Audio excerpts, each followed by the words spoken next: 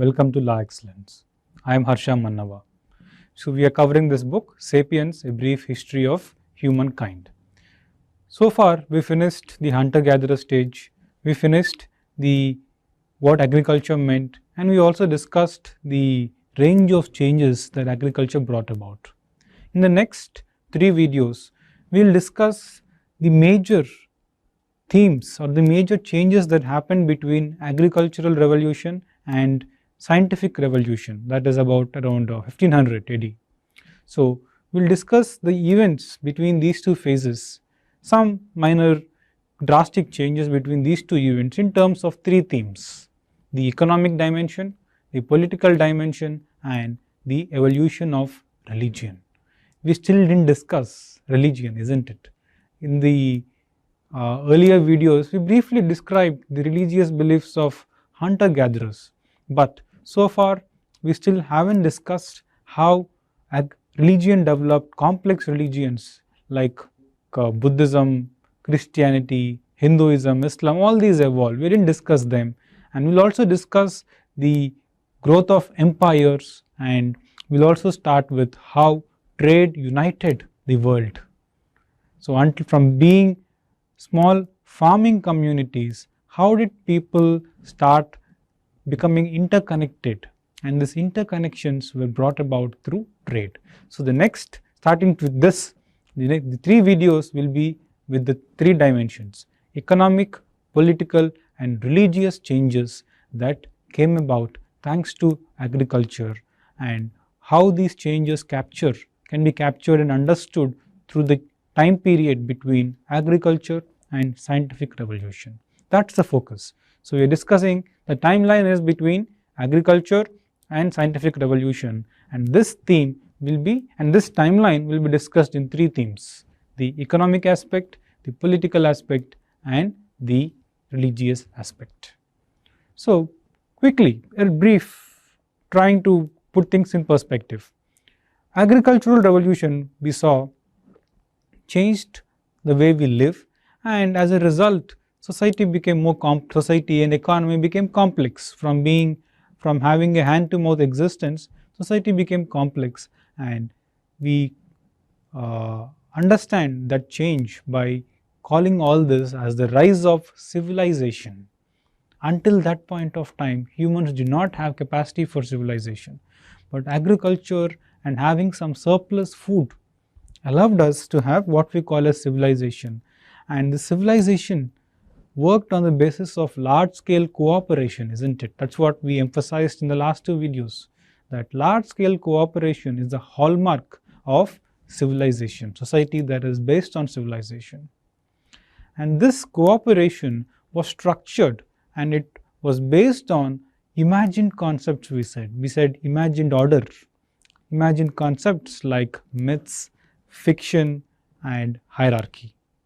So, all of this together can be called through one term. We can give one label to all these phenomena, that is culture. So, a complex civilization with a complex culture came about thanks to agriculture. And this culture, so what is history? I think you all thought we were discussing history, but what actually is history? History is nothing but trying to understand how human culture changed from one phase to another. Culture is a broad theme that includes things like myths, so social structure, economic aspects, political system, religious beliefs. All of these can be understood under the broad term culture. And of course, as students of anthropology would know, culture is the central theme of anthropology. So, culture, a complex culture developed by the end of agriculture. But now, once complex culture developed, were they constant or not? These complex cultures, once developed, the beauty is they were never constant. They were always in a state of flux, changing. And when changing, this change was not harmonious. Each culture had some conflicts within. For example, the modern French Revolution and the French civilization culture that came after the French Revolution tried to balance equality and freedom, but both could not be balanced. There was a conflict. So this is called as cognitive dissonance within societies. So the cultures were changing, and this change caused inner conflicts within society, and that conflict is what we call as some sort of cognitive dissonance. Despite these conflicts, but by and large, what can we say about this change or the direction in which this culture is changing? Over the last few centuries, culture has been moving towards unity. The whole world has been moving towards some sort of unity. From having diverse systems, we are moving towards common systems with semblance of unity. And this unity can be studied, like I said in the very beginning, in three dimensions: the economic aspect, the political aspect, and the religious aspect. Today, we'll focus on the economic aspect. Now, what is the economic feature, economic good that allowed us to move towards unity? It is money.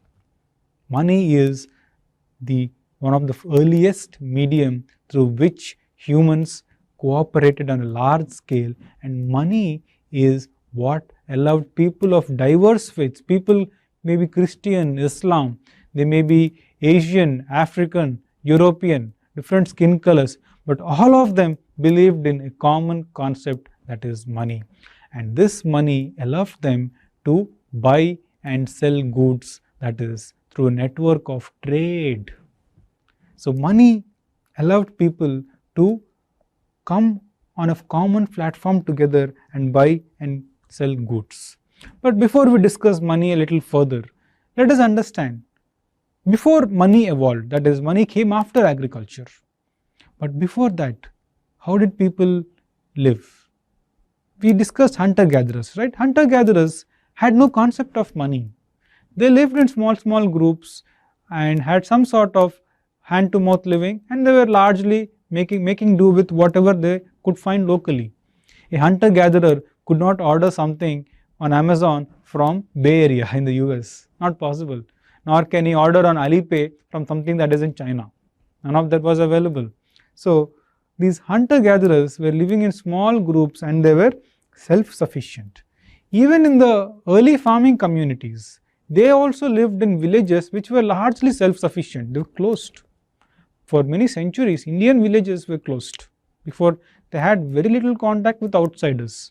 So within the village, whatever somebody would make food, somebody would make metals, somebody would do clothes. Somehow the village eked out a living. They tried to rely as less as possible on the outside world.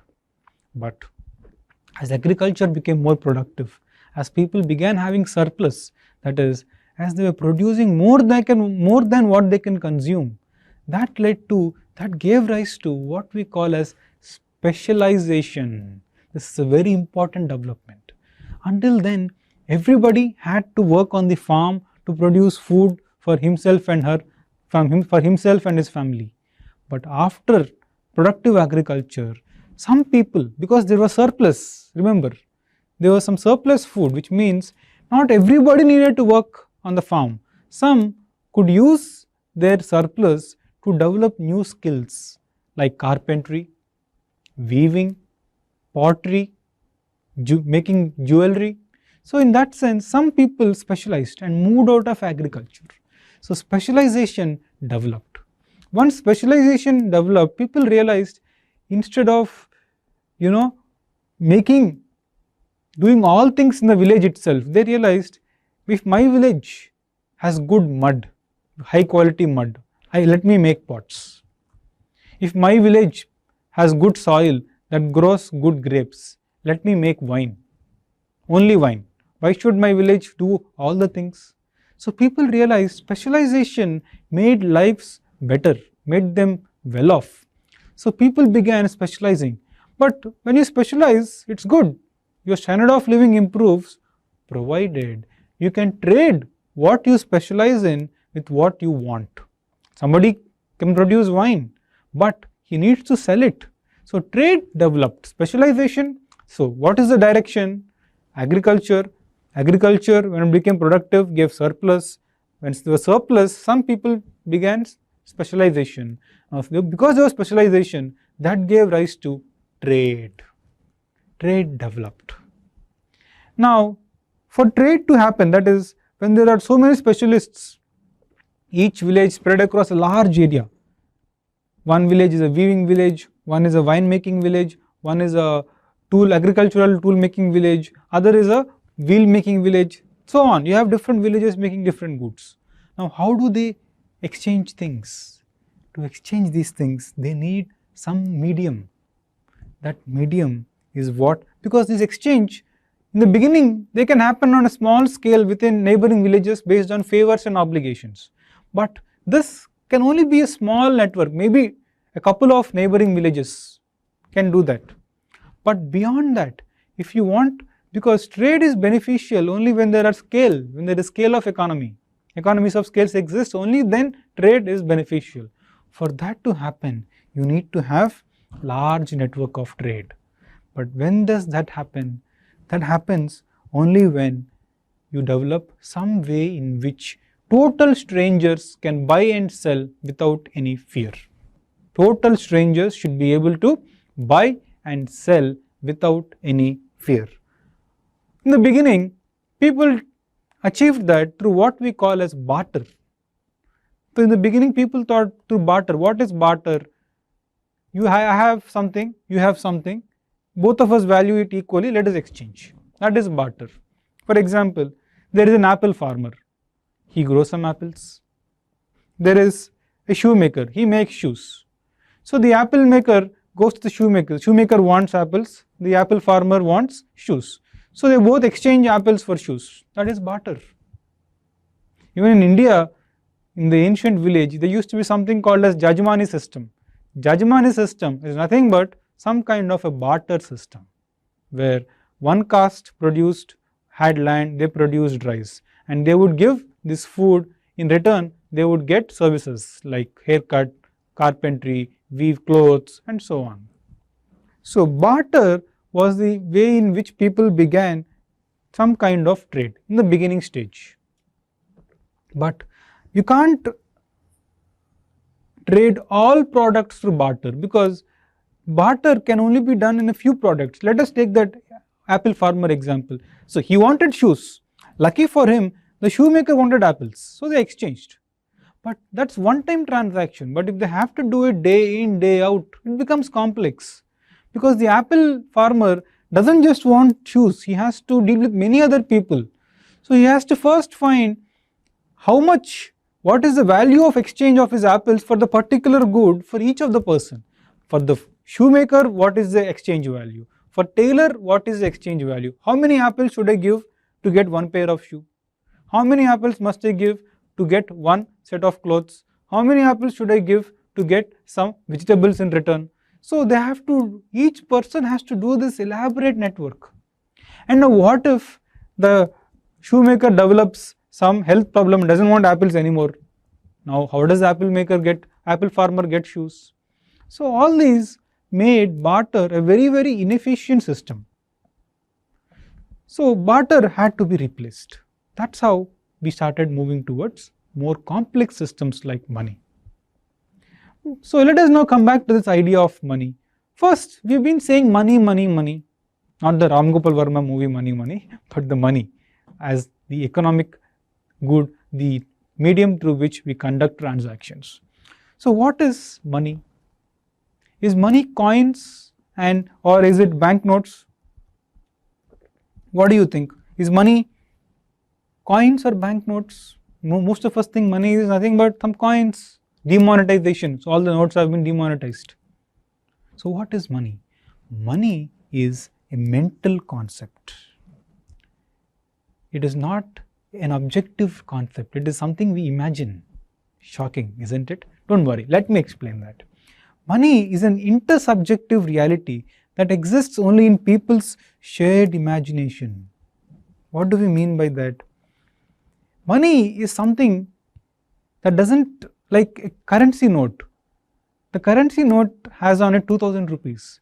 But does the paper really have the value of 2000? No. The paper's value probably is 3 or 4 rupees.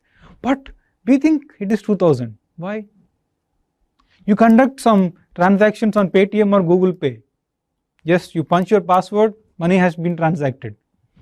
Where is money? You didn't see it. But some money is subtracted from one person's account and another money gets deposited in another person's account. So what is this money? We don't see it, is it?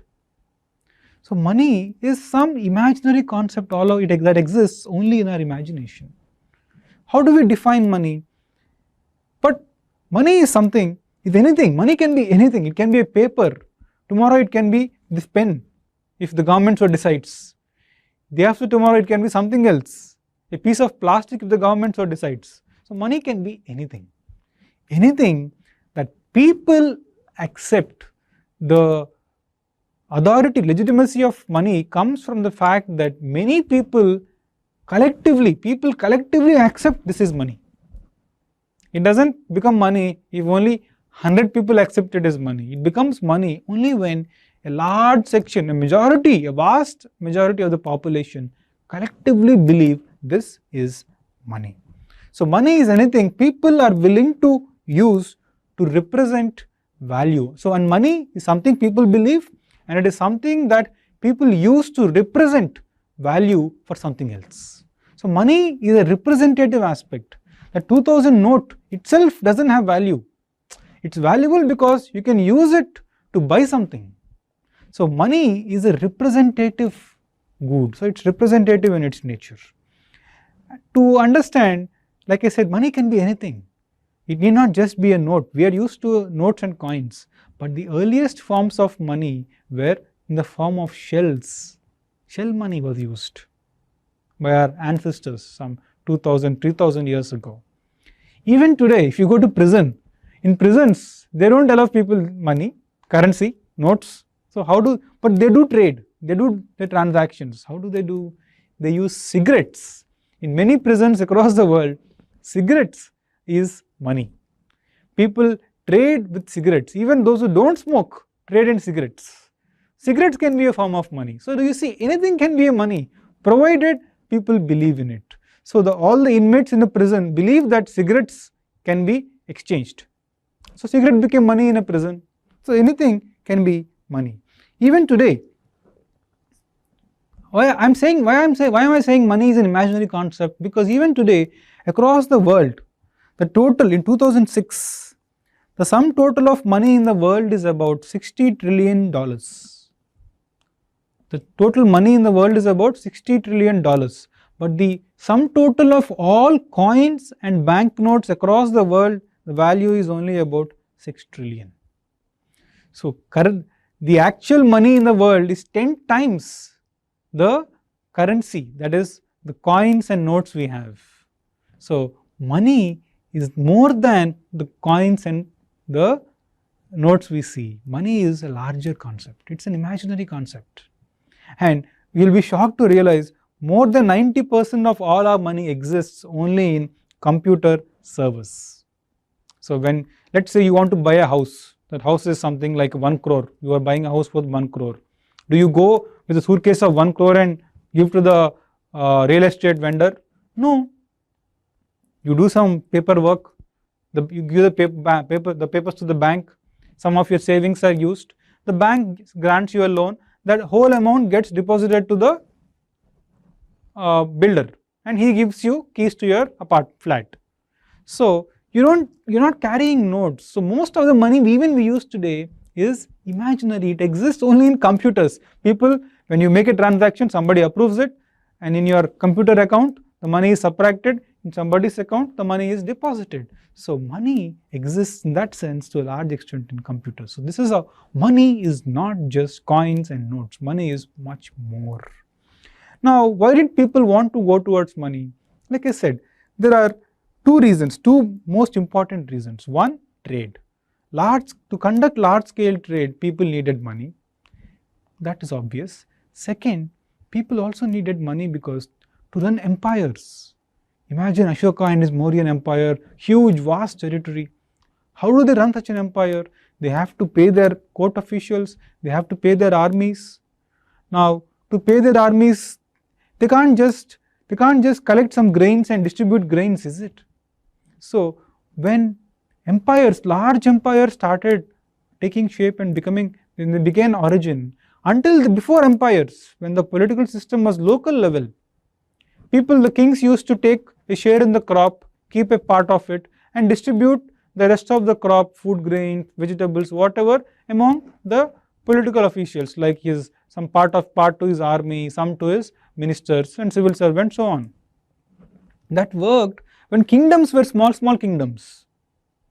Like if the kingdom used to have probably a few villages in it, in such small scale it worked. But when the empire assumed control over large territory, Ashoka's empire controlled almost a territory that is as big as modern India, present day India.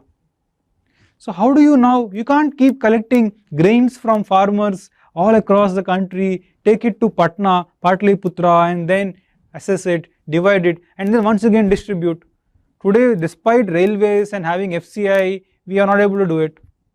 So that's why when large empires came onto the scene, they realized they needed money. They needed some concept of money which can be used to pay off their officials and which can be used to sustain the empire.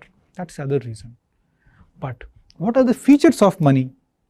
The features of money that made it so important and so central to the growth of the modern economy and growth of modern empires is that first, money developed, I said, for trade. That is, money has become valuable because it can be used as a medium of exchange.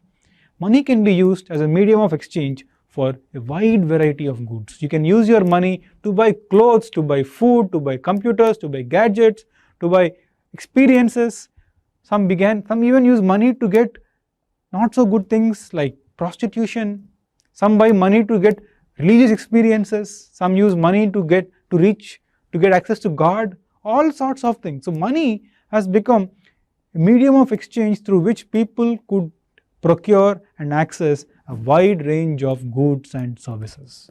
No longer did the apple farmer had to worry, what if the shoemaker one day loses taste for apples? How will I get my shoes? He doesn't have to worry anymore. Money allows him to buy a range of things, no more worries. Second, money can also be used as a store of wealth. For example, you are a hard-working farmer. You produced extra grains. Now, after producing extra grains, you are worried. I have extra grains, but they will rot in a year's time. After using for one more year, you still have extra. It's useless. You are not helpless. You don't know what to do with it because you worked hard, you had a bounty, but you don't know how to use it. Because most things are perishing. They cannot be stored. But money allows you a mechanism to store your wealth. You worked hard 1 year, you made a lot of money. Now that can be converted to money, that wealth can be converted to money, and that money stays. It doesn't perish, right? It stays in your bank account until you spend it or until you die. So money can be used to store wealth. Your wealth cannot be stored in agricultural commodities, isn't it? That is the second feature. One, money is an important medium of exchange. Second, money is an important way to store wealth.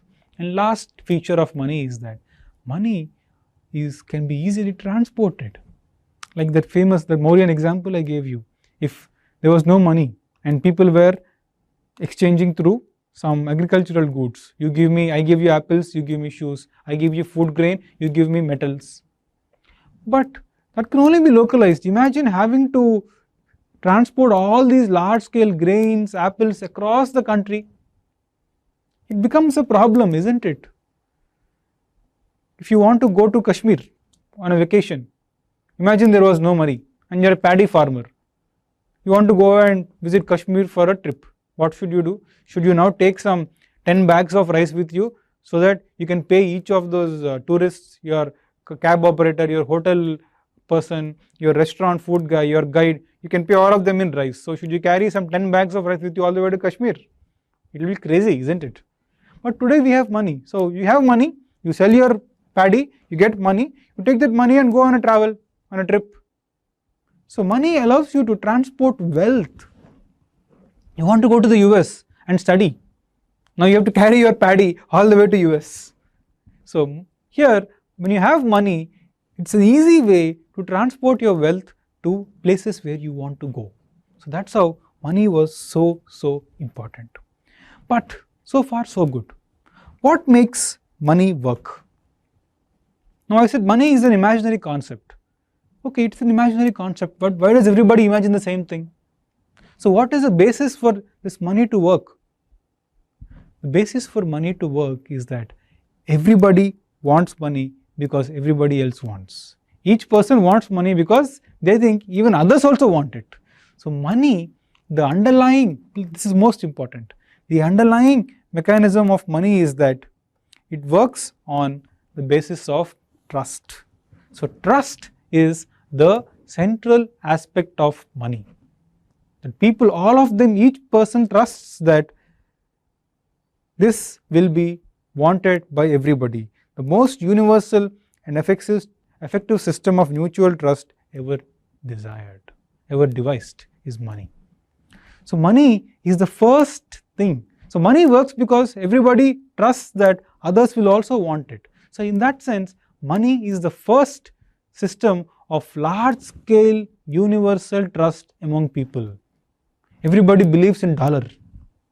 Even somebody in Alaska, somebody in Lakshadweep and Andaman, all of them believe in the dollar.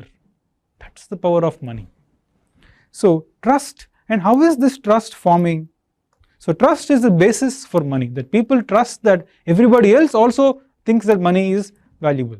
That's how money works. It works on the idea that everybody trusts money. If everybody doesn't trust money, then money will lose value. So how does this large scale trust develop? This large scale trust is made to work through some networks of political, social and economic relations. So this large scale trust on money works through social, political and religious mechanisms. Socially, money works because, like I said, the social aspect we already discussed. It works because I believe in money because my neighbor believes in it. Simple. All my neighbors believe in money, so I believe. That is the social aspect to this money's belief system. The second aspect is political. You take your note, what do you see on it? You see a government symbol.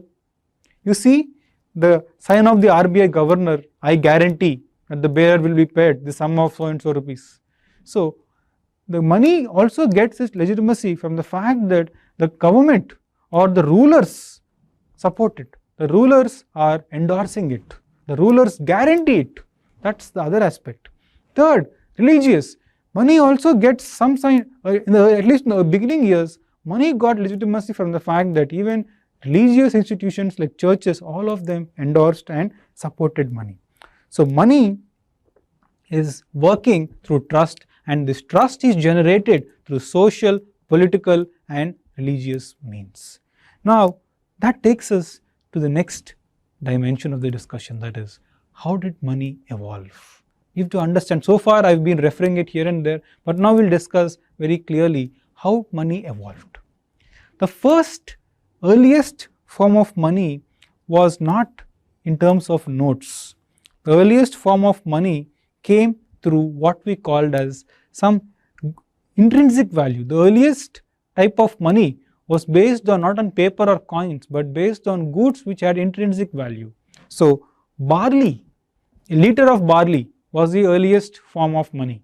So in the beginning, people, because when money was conceived and began to be used, people had inhibitions, just like we have inhibitions about any new technology. They had inhibitions. So in the first few days, few years, the money was in the form of barley. A liter of barley was money. People traded in terms of barley. I give you a liter of barley, you give me vegetables. I give you a liter of barley, you give me fruits. Barley for leather, barley for clothes, so on. So barley was used as the earliest form of money. This is not barter, by the way. Barter means something else, but this is money, commercial transaction, where people were using barley to get other things. But this had problem, because barley, not everybody, after a point you have too much of barley and people don't know what to do with it. And barley will rot, and barley can't be transported. So then people realized, next they moved to using some precious metals like silver shekels were the next development. people said, let us take some metal which still is valuable, silver is valuable, has intrinsic value. So let us take that and trade. So first, sorry, I shouldn't correct it. Silver doesn't have intrinsic value. Barley has intrinsic value because barley can be consumed. People trusted barley money because they thought, fine, I am collecting a lot of barley, and if I accumulate, even if I have so much barley, it's fine, I can eat. In bad years, in a disaster year, I can eat the barley and consume.